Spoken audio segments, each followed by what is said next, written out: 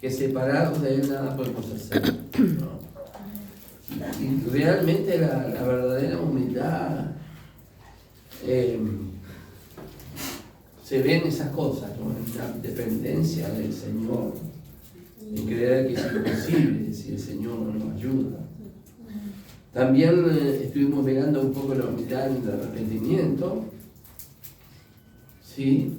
Cuando nosotros somos personas que realmente reconocemos que hemos equivocado. Sabe que una vez un hermano fue a un lugar y tenía que pedir perdón a una persona y le dijo, disculpadme, le dijo. Y esa persona le respondió, en la Biblia no enseña la Biblia que me tengo que disculpar. En la Biblia enseña la Biblia que tengo que pedir perdón. Porque disculparme, pues bueno, está disculpando. Recuerdo una vez que estaba en la puerta de la iglesia y por lo general cuando terminaba el culto me iba a la puerta de la iglesia a saludar a los hermanos, allí estaban los jóvenes también. Y viene una hermana a la risa, ¿no? Y dice, ay hermano, que Dios te bendiga, perdóneme, a la risa. Porque sabe que hasta este momento yo no lo tragaba a usted, no lo pasaba a usted, pero ahora, gloria a Dios. ¿Qué pasó acá? No entendí mucho lo que pasó ahí. Después cuando bajé a tierra entendí, ¿no? Pero que el Señor nos ayude a mostrar humildad en el arrepentimiento. No solamente pedirle perdón a Dios de que hemos pecado, sino que si ofendemos al prójimo, como yo decía, que yo le quemaba la gorra al hermano Miguel, por eso se vino con otra gorra, ¿ves? Hay que hacer la restitución de lo que yo dañé, ¿sí? Y también en las acciones de gracias, con humildad, expresamos nosotros también humildad en nuestras acciones de gracia. Y vemos al publicano, el ejemplo del publicano, cómo Jesús le perdonó, cómo él reconoció delante del Señor. Y tenemos que nosotros aprender también, hermanos, que podemos pensar que la oración y la gratitud y la humildad no tienen nada, pero sí tienen mucho que ver. Porque el pecado de esos tiempos la raíz del pecado era no reconocer a Dios, no agradecerle. Como dice Romanos 1:21 que nosotros estamos mirando, ¿no? El hecho de agradecer cada cosa que nosotros tenemos nos está hablando de que nosotros estamos reconociendo humildemente que Dios es el que provee todas las cosas. Amén. Amén. Y estuvimos mirando que las fortalezas que Dios rompe, si bien en la otra reunión estuvimos hablando de la fortaleza de Satanás, todo lo demás, estuvimos enfocando este tema en las fortalezas que muchas veces están en nuestra mente, en nuestros pensamientos, ¿sí? Fortalezas, y estuvimos hablando de la diosa Cibeles, de la diosa Diana. Si alguno la ha buscado en internet y ve su corona, es como como si fueran fortaleza sobre fortaleza sobre fortaleza, ¿no? Como queriendo dar un mensaje que ella es la que está, es la reina de la fortaleza. Creo que un poco también se debe de referir a Eva, ¿no? Entonces tenemos que nosotros fijarnos que realmente las armas de nuestra milicia no son carnales, sino poderosas en Dios para la destrucción de fortaleza. Segunda de Corintios capítulo 10, versículo 3 al 6 habíamos leído. Y es bien interesante porque allí en Primera de Reyes vamos a ver, tiene mucho que ver con esto. Un poquito de la vida de Elías, qué fue lo que pasó con Elías, con el pueblo, con los que adoraban a Baal. Vamos a nosotros mirar un poquito. Vemos que tanto en el verso 17 como 18, allí Elías es usado por Dios para predicar, para profetizar de que vendría una sequía. y que por palabra de él iba a llover. Solo por palabra de él. Y por palabra del profeta no llovió unos 3 años y medio hasta que él tuvo ese encuentro con el rey Acab, ahí en capítulo 18. Y quisiera hablarles un poquito del rey Acab. Ustedes pueden leerlo allí en Primera de Reyes, en Crónica. El rey Acab era un hombre impío, un hombre pecador, un hombre malvado, un hombre que se había vendido de todo al pecado. Y él se había casado con una mujer llamada, no me acuerdo el nombre de la mujer ahora, sé que era princesa del rey de Sidón, ¿sí? Jezabel, con Jezabel se había casado. Entonces, esa era la forma de componer alianzas entre las naciones, ¿sí? Darle una hija en casamiento al hijo de otro rey y así. Y ella era la que gobernaba a Israel en realidad, a través de Acab. Acab era un títere. Acab decía lo que Jezabel mandaba. Él no tenía opinión, él era cara visible, ¿sí? Era un títere, como dicen algunos, antiguamente se decía un pelele, ¿sí? Y vemos que en esta historia, cuando Elías hace el milagro de que ora, bueno, que viene la lluvia, se encuentra con Acab y todo lo demás. Allí en el verso, podemos leer Primera de Reyes 18, ¿sí?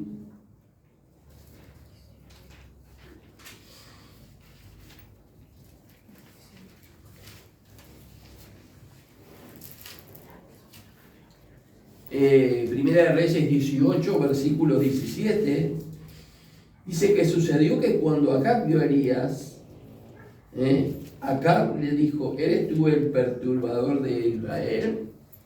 En la versión 60 dice: ¿eres tú el que perturba a Israel? El que turba. Sí, el que turba. Y él respondió: yo no he perturbado a Israel, sino tú y la casa de tu padre, porque habéis abandonado los mandamientos del Señor y habéis seguido a los Baales. Los Baales eran ídolos, ¿sí?, que representaban los demonios, y vemos que el pueblo había dejado al Señor y se había vuelto a la adoración de las imágenes, de los demonios, ofrecían sacrificios a ellos y habían abandonado al Señor. Entonces, allí comienza el desafío de parte del Señor. Recuerda que estuvimos hablando el otro día que el ejército de Israel, cuando fue Jericó y la empezó a rodear, empezó a botar músculo de que era un ejército poderoso. Pero no porque tuvieran buenas lanzas y buenas espadas y escudos, sino porque ¿quién iba con ellos? El Señor iba con ellos, porque el arca del pacto era llevada allí en ese lugar. Con ellos también iban los sacerdotes con todos los ornamentos. Entonces vemos que realmente era un tiempo tremendo donde el Dios de Israel estaba mostrando quién era. El Dios arriba en el cielo, Dios abajo en la tierra. No era territorial. Todo el universo es el lugar de su morada. Toda la tierra. No hay ningún lugar en el universo que Él no esté. Él está en todos lados.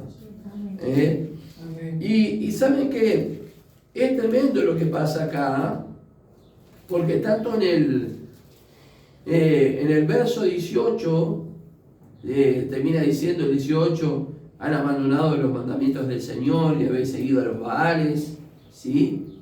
Ahora envía a reunir conmigo a todo Israel en el monte Carmelo, junto con los 450 profetas de Baal y 400 profetas de Aserá, que comen a la mesa de Jezabel.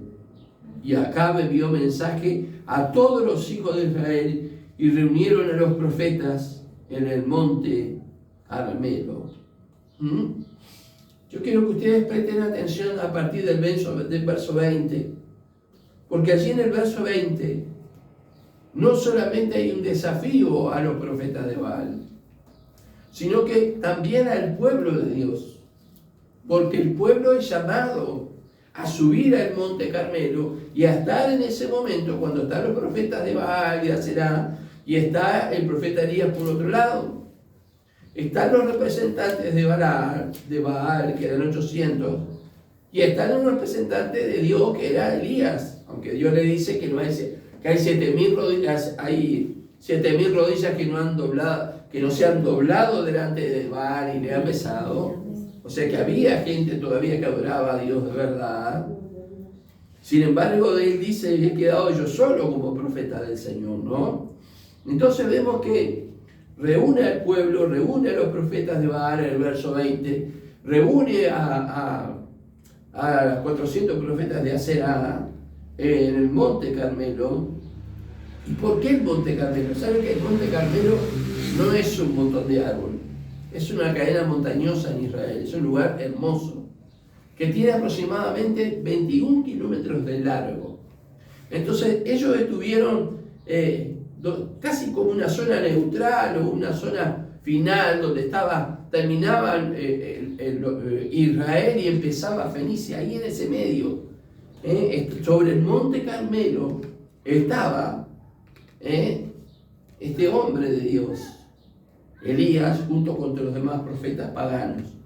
Y es bien interesante, porque en el Monte Carmelo eran donde los que seguían y adoraban a otros ídolos y dioses pensaban que era un lugar especial para ellos, un lugar especial de la morada de sus dioses, un lugar especial de la morada de demonios, en una palabra, ¿sí? Entonces el profeta Elías fue a ese lugar. No era la primera vez que el profeta Elías seguramente tuvo ese lugar. Y ellos también conocían ese lugar, porque como adoraban a otros dioses, dijeron, este es el mejor lugar para adorar a los demonios, para adorar a los espíritus inmundos. Este es el mejor lugar, porque acá está la morada de los dioses paganos. O sea que no fueron a una montaña cualquiera. Para Elías era especial porque estaba allí el altar del Señor, aunque estaba derribado, pero también es especial para nosotros, ¿no es cierto? Ahora, si nosotros miramos, cuando miramos el verso 21, ¿sí? Cuando Elías le habla al pueblo, ¿sí? Porque ¿cuál era el interés de Dios? Que se volvieran a él. Le habla al pueblo y le dice, Elías se acercó a todo el pueblo y dijo, ¿hasta cuándo vacilaréis entre dos pensamientos?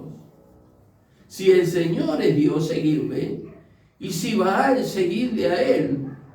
Pero el pueblo no le respondió en una palabra. ¿Por qué? Porque el pueblo, ¿vieron? El que tiene la hecha tiene la sospecha. No respondió palabra el pueblo, porque el pueblo estaba ahí. La versión 60 habla de claudicar. O sea, es como el concepto de decir, estamos con un pie en un mundo y un pie en la iglesia.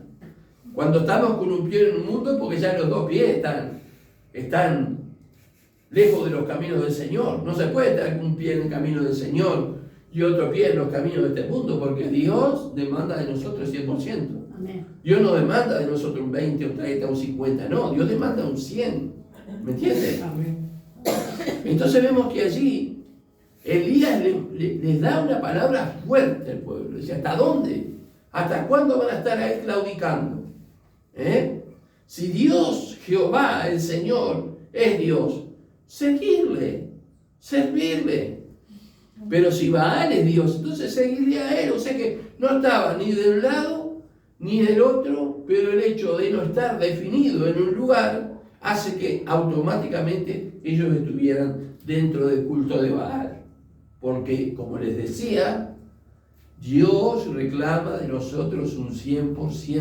Amén. Amén. Un 100%. Cuando le dijimos, tú eres mi Señor, le dijimos, tú eres nuestro dueño. O sea que no hay un 95% para Dios y un 5% para nosotros. Amén. No, todo el 100% es para Él. ¿Hasta cuándo vacilaréis entre dos pensamientos? Y a veces estamos ahí vacilando. ¿Seguiré al Señor? ¿No seguiré al Señor? Cuando vemos la bendición de Dios nos entusiasmamos y queremos seguir al Señor y queremos hacer su voluntad. Pero cuando de repente se vienen las bravas, porque se van a venir las bravas, ahí empezamos a a teclear y a mirar para el costado y a mirar lo que no debemos y a mirar porque estamos ahí. No sabemos si seguir al Señor, si no seguir al Señor. Pero yo sé que por lo que dice la palabra, Dios quiere que nosotros le sigamos a Él. Amén. Amén. Y hizo todo este trabajo. Elías tomó las armas que Dios le dio. ¿Sabe por qué? Porque las armas de nuestra milicia no son carnales. Elías no descendió al nivel de ellos, al contrario, Elías lo llevó al nivel de él, al nivel donde el Señor quería hablarle. Porque así como las armas de nuestra milicia no son carnales, sino poderosas para la destrucción de fortaleza, Elías tenía esas armas también. Y vamos a ver que realmente Dios obra a través de él, porque Dios obra a través de sus hijos. Amén. Dice que Elías era un hombre sujeto a pasiones, igual que nosotros, pero oró y el cielo se cerró y no llovió. Y después oró y el cielo se abrió y lloró y llovió. Pero dice, es un hombre igual que nosotros. Pero indudablemente que era un hombre estaba tan cercano al Señor, tan entregado a Él. Era un hombre llamado y dotado por Dios, ¿no? Ahora, Dios los invita a través del profeta a definirse. Amén. Amén. Y Dios nos llama en este tiempo a definirnos Amén. como verdaderos hijos de Dios. Amén. ¿Podemos definirnos por la otra opción? Sí, porque tenemos nosotros la voluntad de decir sí y no. Nosotros no debemos ser llevados desde acá para cualquier lado. Nosotros tenemos, Dios nos dio acá la cabeza, no es para tener pelo y a veces algún piojo. No nos dio para eso, sino que acá adentro hay un cerebro y hay una voluntad que dice sí o no. Amén. Amén. Qué bueno eso, ¿verdad? Cuando uno puede decir, bueno, sí, voy a seguir, sí, voy a seguir. No es que me obligan, no es que me llevan, no es que me empujan, no. Sí. No es que agarran y me lavan el cerebro, porque eso del lavado del cerebro existe en algunos lugares, ¿no? Con diferentes técnicas que enseñan para que la gente se despoje del dinero, de las propiedades, de las joyas y sacarles todo el dinero. Lo cierto, hermanos, que Elías estaba allí con el armamento de Dios. Si nosotros seguimos leyendo, dice, bueno, el verso 22, entonces Elías dijo al pueblo, solo yo he quedado, como dicen que le decía recién, como profeta del Señor y profeta. Y dice, pero los profetas de Baal son 450 hombres. Que nos den, dice, pues 2 novillos, que escojan un novillo para ellos, y lo despedacen y lo coloquen sobre la leña para que no le pongan fuego debajo, y yo prepararé el otro novillo y le colocaré la leña sobre el altar y no le pondré fuego. Entonces invocaréis el nombre de vuestro Dios y yo invocaré el nombre del Señor, y el Dios que responda por el fuego, ese es Dios. Y todo el pueblo dijo, ¿vieron? Y todo el pueblo dijo, la idea es buena. ¿Qué dice la versión 60? Bien dicho. Bien dicho. El pueblo, por lo que nosotros podemos atisbar acá, el pueblo deseaba y anhelaba de alguna manera tener al Señor como al Señor Dios como Rey, al Señor Jehová, como se le decía en ese entonces, a Adonai como su Dios, no a los Baales. Porque ¿sabe qué? Era un reino del terror. Cualquiera que confesara ser siervo de Dios iba a la muerte. Muchos de los profetas que profetizaron en nombre de Dios se convirtieron luego en profetas de Baal. ¿Por qué? Porque se les pagaba. Entonces, había todo un control establecido por la propia Jezabel, por el culto de Baal, que no había cabida para ninguno que quisiera servir a Dios, a no ser que lo hiciera en lo oculto. y si era denunciado, era llevado a la muerte. Entonces la gente tenía miedo, el pueblo tenía miedo, pero allí había un varón de Dios que no tenía miedo, llamado Elías, que había convocado al pueblo, que había convocado a todos esos profetas, que tenían el poder de destruir su vida. Yo leí algo que decía la guerra de los dioses, que se estaba desarrollando allí una guerra de los dioses. En realidad el verdadero Dios es nuestro Dios. Baal es un ídolo del cual detrás de esa idolatría hay demonios. No son dioses. No es una guerra de dioses. Que Dios nos libre, ¿no? El Señor es el único victorioso. ¿Amén? Entonces el verso 24 dice, y el Dios que responda por medio del fuego.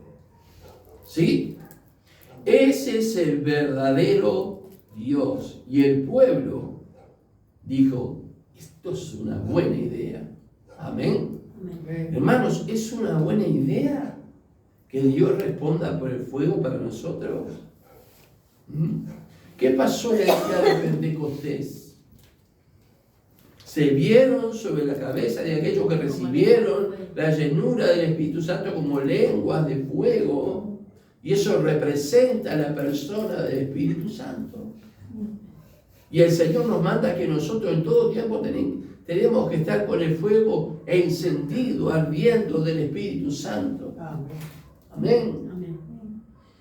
Entonces vemos que ellos gritaron, como dice el verso 29, ellos comenzaron a aclamar a su Dios, a Baal, los profetas de Baal, y dice que su pasado el mediodía se pusieron a gritar frenéticamente hasta la hora de ofrecer el sacrificio de la tarde, pero no hubo voz, ni nadie respondió, ni nadie hizo caso.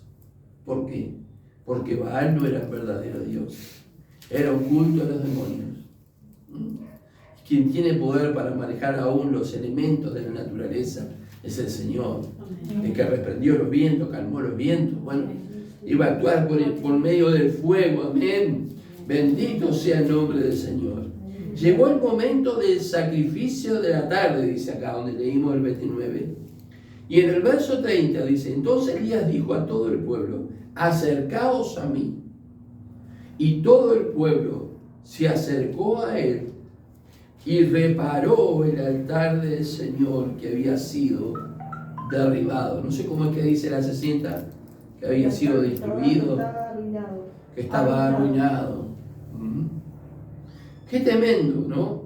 Porque Elías estaba haciendo que se acercara al pueblo, pero que se acercara al altar. ¿No es cierto?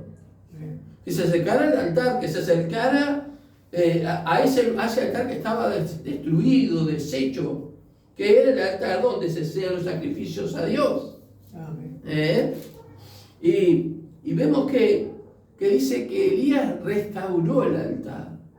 Mire, hace días que estoy con esta palabra. Elías restauró el altar. Esto nos habla de la restauración de nuestro tiempo de comunión con Dios. Amén. Ahora lo vamos a ver eso. Pero mire, para hacer una restauración del altar, ¿sabe qué había que hacer? Había que hacerlo de piedras. Entonces había que hacer fuerza con las piedras. Llevaba un esfuerzo adelante, ¿sí? Llevaba tiempo poder edificar nuevamente el altar, porque tenían que ser de 12 piedras que no fueran labradas, 12 piedras donde después ofrecer los sacrificios. Y ello llevaba tiempo y llevaba mucho trabajo. Había que hacer fuerza. Y para tener nosotros una vida de adoración, de devoción, de oración, hermanos, también lleva esfuerzo y trabajo. Amén. Porque hoy en día hay muchas cosas que nos distraen, muchas cosas que nos llaman la atención a nuestro alrededor y que nos privan, porque nosotros lo permitimos, de nuestro tiempo de adoración, de nuestro tiempo con Dios, de estar en el altar de Dios, de tener el altar de Dios en condiciones para yo tener ese encuentro con Dios. A veces el afán, las preocupaciones, tantas cosas pueden hacer que el altar de Dios sea derribado. Y ese altar significa adoración. Es el lugar de la adoración, el altar. El altar es símbolo de la adoración y la meditación también. No es llegar a la presencia de Dios y ahí simplemente como loritos parlotear, no, es el lugar de adoración y es el lugar de la meditación. Amén.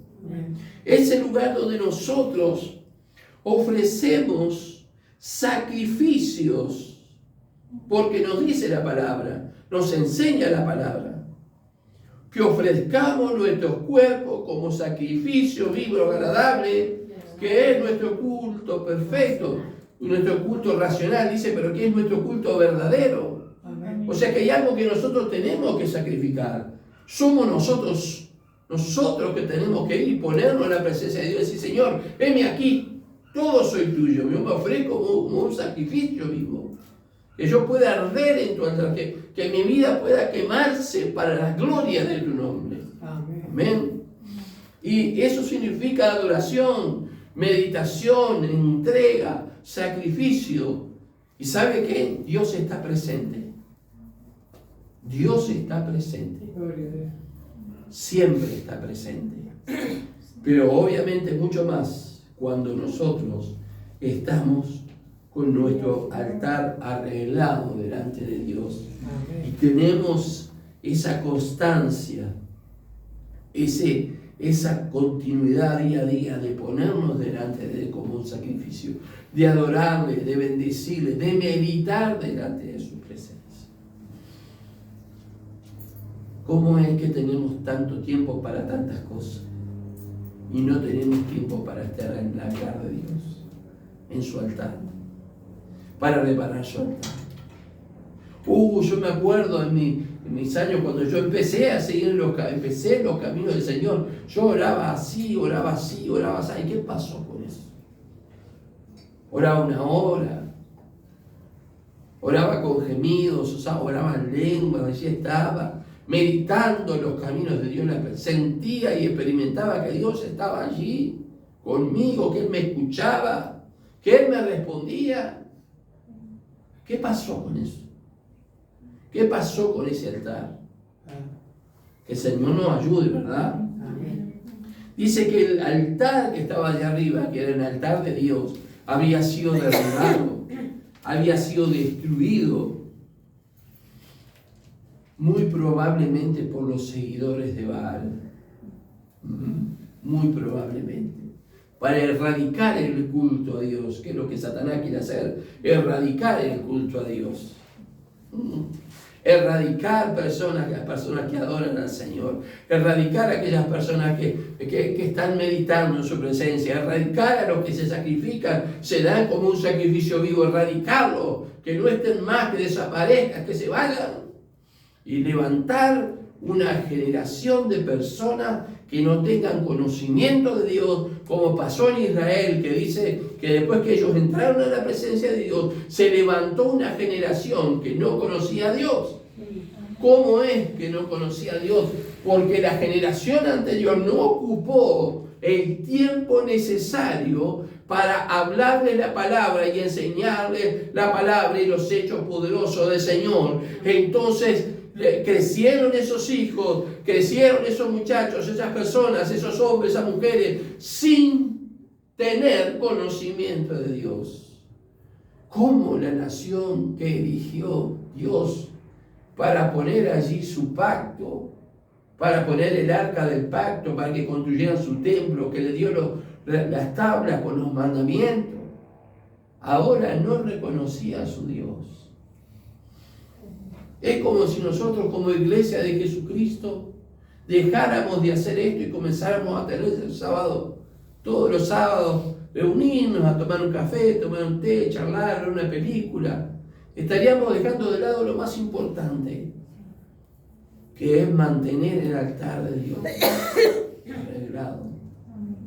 Somos responsables como iglesia de Jesucristo, cada uno de nosotros, de que este altar esté arreglado para cualquiera que necesite venir a postrarse delante de Él. Somos responsables.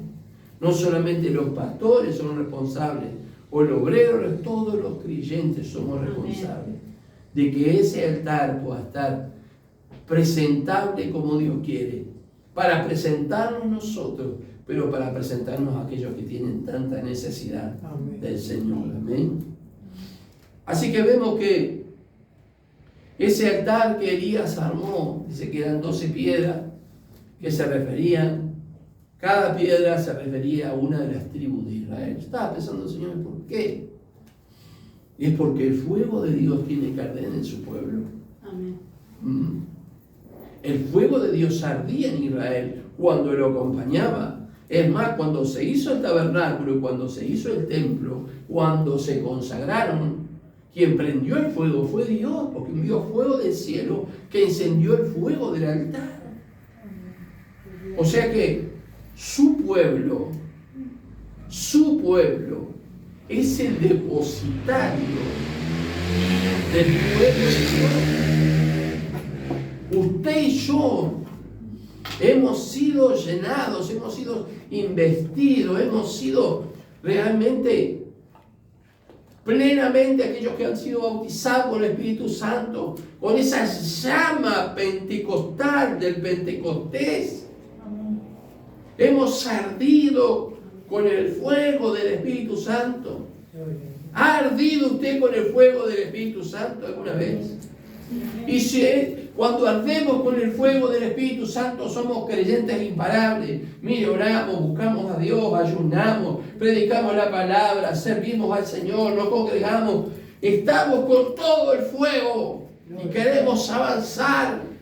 Venga lo que venga, creemos que puede pasar, que Dios nos va a abrir la brecha y que nosotros vamos a poder pasar porque estamos con el fuego de Dios. Amén. El fuego de Dios reposa, así como reposaba sobre aquella fiera que representaba al pueblo de Israel. El fuego de Dios tiene que reposar sobre la iglesia de Jesucristo. Amén. Gloria al nombre del Señor. Porque el fuego en nuestra vida también es un fuego consumidor que purifica nuestras almas. Amén. Ahora, qué interesante lo que dice el verso, no sé si les leí el 31, así, Elías tomó en el 31, dice, 12 piedras conforme al número de las tribus de los hijos de Jacob, a quien había venido la palabra del Señor diciendo, Israel será tu nombre. Y algo que llama poderosamente la atención en el verso 32, y con las piedras se edificó un altar, ¿quién? Elías. Sí. ¿Y en el nombre de quién lo edificó? En el nombre del Señor, dice la Biblia. En el nombre del Señor edificó el altar. Amén. No fue por su propio nombre, no fue porque tenía ganas, sino en el nombre del Señor, porque eso el Señor nos ha dejado en su palabra bien escrito, que el nombre de Jesús es el lugar, es lo que nosotros tenemos que presentar para entrar en la presencia de Dios. Porque todo lo que pidiereis en mi nombre, creyendo, lo recibiréis, siempre y cuando también dice la palabra, sea la voluntad del Señor. Pero mi carta de presentación delante de Jesús es su nombre. Amén. Jesús. Cuando usted se acerca a Dios, tiene que acercarse siempre en el nombre de Jesús. Amén. Siempre en el nombre de Jesús, que Él es quien intercede por nuestras vidas. Allí a la diestra del poder de Dios. Aleluya. Gloria al nombre del Señor. Aleluya. Así que vemos que allí Él edificó ese altar en el nombre del Señor. Y en el nombre del Señor tenemos que pedirle al Señor que nos ayude, que si está caído nuestro altar, podamos levantarlo. Porque allí van a estar los falsos profetas. Va a estar el maligno, van a estar los demonios que siempre van a estar batallando para que usted no lo haga. Pero cuando lo hacemos en el nombre del Señor, el Señor va a responder. Va a responder por el fuego de su Espíritu. Y nosotros vamos a tener nuevamente restaurado nuestro altar de oración, de adoración, de entrega, de meditación delante del Señor. Amén. Gloria al nombre del Señor. Dice que a la hora del sacrificio de la tarde, en el versículo 36, ya ahí el profeta se acerca al altar y comienza a orar. ¿Sí? Comienza a orar al Señor. Hay una forma especial en que él hace ofrecer el sacrificio, hace poner el sacrificio igual que a los de Baal. Después que matan el animal, lo ponen arriba de la leña. Nadie ponga fuego, el Dios que responda por el fuego. Entonces él hizo echar varios cántaros de agua sobre el sacrificio, por el cual él se lo iba a ofrecer a Dios. Es una locura, ¿no? Es una locura decir, bueno, a ver, pará. Dios va a responder, pero ¿qué estás haciendo? Y hay cosas que Dios nos manda a hacer, a veces hay Dios, cosas que Dios hace parecen locura. Pero la cuestión es que vemos que él edificó ese altar y actuó con su sacrificio como lo planteado, como lo que él había dicho. No se salió de los planes de Dios. Amén. Y vemos que el sacrificio, a la hora del sacrificio, él se acercó al altar y orar. Ahora nosotros no tenemos hora. Podemos acercarnos de madrugada, en la mañana, en la tarde, en la noche, estemos en nuestra casa o no estemos en la calle, en el lugar donde estemos podemos acercarnos al Señor. Amén. ¿Puede decir amén? Amén. Y si nos podemos acercar al Señor, ¿por qué no nos acercamos? ¿Sabe por qué? Porque el altar nuestro está derribado. El altar de la oración está derribado. Entonces a veces decimos, ¿por qué, Señor, me pasa esto y aquello? Porque no tengo respuestas. Y porque nosotros hacemos nuestras oracioncitas, pero no estamos en el altar del Señor. Y cuando nosotros miramos allí, Él menciona en estos pasajes al Dios de los patriarcas, desde Abraham, porque había sido... Abraham fue elegido para formar de él un pueblo. Todos los que estaban allí eran descendientes de Abraham en la carne, ¿no? Todos eran descendientes de Abraham. Y él menciona en su oración, Dios de Abraham, Dios de Isaac, Dios de Jacob, que sepan que tú eres el verdadero Dios. Esa fue la oración. Mire, la oración que hizo Elías fue una oración muy, muy sencilla, ¿sí? Donde él dice, allí en el verso 36, dice, sucedió que a la hora de ofrecer el sacrificio de la tarde, el profeta Elías se acercó y dijo, oh Señor, Dios de Abraham, Dios de Isaac, Dios de Israel, que se sepa hoy que tú eres Dios en Israel y que también yo soy tu siervo. Amén. Amén. Y dice, y que he hecho todas estas cosas por la palabra tuya. Qué impresionante, ¿no? Sabe que Dios nunca va a dejar a sus siervos en vergüenza. Porque quizás muchos del pueblo pensan, ¿qué va a hacer caer fuego del cielo este Elías? Pero Dios jamás deja a sus hijos avergonzados cuando hacen su voluntad. Amén. En este caso, todo lo que él estaba haciendo, el Señor le había dicho que lo hiciera. ¿En qué momento? No sé cuándo se lo dijo. Se lo fue diciendo a medida que fue avanzando el tiempo, las horas. Se lo dijo en su momento de vida. No sé cuándo pero dice que él hizo esto porque Dios se lo mandó. ¿No dice eso? Que sepa Israel que tú eres Dios. Y que yo, sí, que por mandato de Dios, sí, que sepa hoy tú tú eres Dios en Israel y que yo soy tu siervo. Amén. O sea que no es que había orgullo en el corazón de Elías, no. Tenía que el pueblo aprender a reconocer quiénes eran las personas que realmente tenían el Espíritu de Dios y podían recurrir a buscar una palabra, una oración, una guía. Y realmente es tremendo esto, porque dice que él allí oró, hizo acercar al pueblo, arregló el altar. Dice, y que he hecho todas estas cosas por tu palabra. Amén. Qué bendición hay en la obediencia. Elías hizo volver a toda una nación a Dios. Sí. Elías fue el precursor de la destrucción del culto a Baal y que se comenzara nuevamente a adorar a Dios. Un hombre. Que el Señor nos ayude. Amén. Entonces vemos allí que el altar había sido derribado, que bueno que seguían a Baal.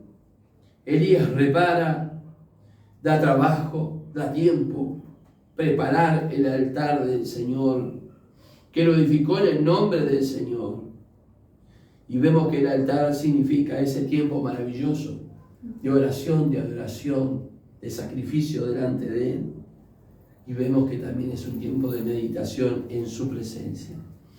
Y dice que en el verso 38, él oró en el verso 37, dijo, respóndeme, oh Señor, respóndame, para que este pueblo sepa que tú, oh Señor, eres Dios, y que has hecho volver sus corazones. Y en el verso 38 dice, entonces cayó el fuego del Señor, y consumió el holocausto, y la leña, y la piedra, y el polvo, y lamió el agua de la zarza. Y cuando todo el pueblo lo vio, se postraron sobre su rostro y dijeron, el Señor, Él es Dios. El Señor, Él es Dios. Amén. Hizo volver el corazón, ¿verdad?, de todos los hijos de Israel a la presencia del Señor. Aleluya. Cuando el fuego cayó, Dios, nuestro Dios, es un Dios que responde por medio del fuego. Amén. Amén. Fuego purificador que quema toda la escoria. Por eso queremos que venga el fuego de Dios sobre nuestra vida. Bueno, cuidado, porque cuando el fuego Dios lo enciende, quema en nosotros todo lo que nos sirve, toda la escoria. Que el Señor nos ayude. Amén. Y entonces vemos que allí, en ese lugar tan lejano, Dios hizo algo tremendo. Que el pueblo de Dios, a través de un hombre, todo el pueblo se volviera. Y hay otro pasaje que he tenido en mi corazón en todo este tiempo. Está en Filipenses capítulo 2, versículo 13.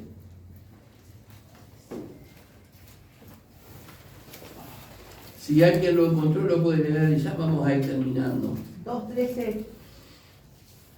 Porque Dios es el que en vosotros produce así el querer como el hacer por su buena voluntad. Amén.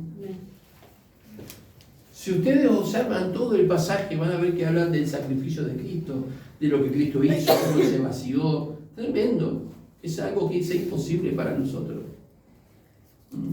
Aún lo que viene después. Pero me bendecía en esta semana este pasaje que dice que Dios es el que produce en vosotros.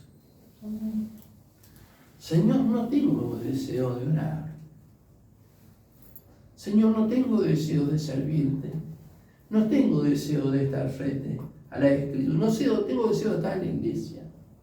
No tengo deseo de esto, de aquello, de lo otro. Pero ¿qué dice la palabra de Dios acá? Que el Señor produce, ¿qué cosa? El querer. El querer. Como el hacer. Y el pueblo en el Monte Carmelo fue porque había un querer. Y lo que Dios hizo a través de este varón fue el hacer, produjo el hacer, que el pueblo reconoció que Jehová el Señor era Dios. Amén. Amén. Gloria a Dios. Y tenemos que saber nosotros que las armas de nuestra milicia no son carnales. Son espirituales, son poderosas para la destrucción de fortalezas. Amén. Pero a veces nosotros estamos allí, vemos las piedras de nuestro altar deshechos, no oramos, no buscamos al Señor, no tenemos, perdimos. Seamos sinceros, hemos perdido. ¿Sabe que a veces se puede cambiar la sabiduría por la oración? Tengo tanto conocimiento que ahora paso en el conocimiento, pero olvido mis tiempos de oración. ¿Qué otra cosa hace que las piedras del altar nuestro sean derribadas? Muchas cosas. Los afanes de esta vida, la soledad, la tristeza, la angustia, la enfermedad. Pero quiero que se queden con este verso en esta noche. Que Dios, y es un versículo esperanzador, es el que produce en mí y usted el querer. ¿Sabe que Dios puso en el corazón de Elías el querer y el hacer? Amén. Porque no era fácil para él. Estaba en riesgo su vida. Pero Dios estaba produciendo en su corazón el querer que el pueblo se volviera a Dios y el hacerlo conforme a la voluntad de Dios. Vieron que todo salió de acuerdo a lo establecido por Dios. El tema es que nosotros a veces queremos mejorar lo que Dios dice. Dios no acepta eso. Dios dice que las cosas tienen que ser así, así y así. No tenemos que agregarle y tenemos que sacarle. Entonces cuando nosotros obedecemos como el Señor nos dice, ahí desciende el fuego. Amén. Amén. Se consume nuestra vida, se consume en sacrificio a Él. Así que usted cuando vaya a su momento de oración, dígale, Señor, produce en mí el querer. Te lo pido. Si usted es humilde, escuche bien, si usted es una persona humilde, se va a postrar ante Él y le va a decir, Señor, produce en mí el querer. Porque si no es una persona humilde de corazón, usted no le va a pedir nunca eso. Usted va a seguir su vida como si tal cosa, sintiéndose un poco mal, remordiéndole un poco la conciencia, pero nada va a cambiar. Pero si hay verdadera humildad en nuestro corazón, en nuestra oración, vamos a ir a Dios, vamos a decir, mira, Señor, perdóname. Mi altar ha estado destruido. Tú has querido usarme para esto, aquello y lo otro, y no me has encontrado. Has tenido un propósito y un plan, no me has encontrado. Has visto las piedras tiradas y yo en otra cosa. ¿Sí? Pero el Señor nos dice, y esto me da esperanza a mí. Dice, usted, pastor, pero usted, como dice, alguno está más cerca de Dios, ore por mí. Mentira. Todos tenemos el mismo pastor. Todos somos ovejas del mismo prado. Pero que le quede bien grabado este verso. Dios produce el querer y el hacer. ¿Cómo voy a hacer esto? Bueno, busquemos al Señor. Él produce en nosotros el querer, pero también llevarlo a cabo. Dice, por su poder, dice la palabra del Señor. Amén. Y esas fueron las armas que Elías tomó para que Dios lo utilizara y él ser el instrumento que Dios usó para que él trajera el pueblo al Señor, para que el fuego descienda del cielo. Mire, Pedro, ya lo hablamos la otra vez, estaba viendo un video hace mucho tiempo. Yo estaba con esta camisa también, donde tú habías compartido de la visión de Pedro y todo lo demás. Pedro estaba allí orando y el Señor bajó un lienzo con un montón de animales que para ellos eran inmundos. Y el Señor le dijo no. Y Pedro dijo no, Señor, no voy a comer esto, en mi boca nunca ha entrado nada inmundo. Hasta ahí comer, no. Y Pedro no entendía qué era lo que pasaba. Pero el Señor produjo en él el querer y el hacer.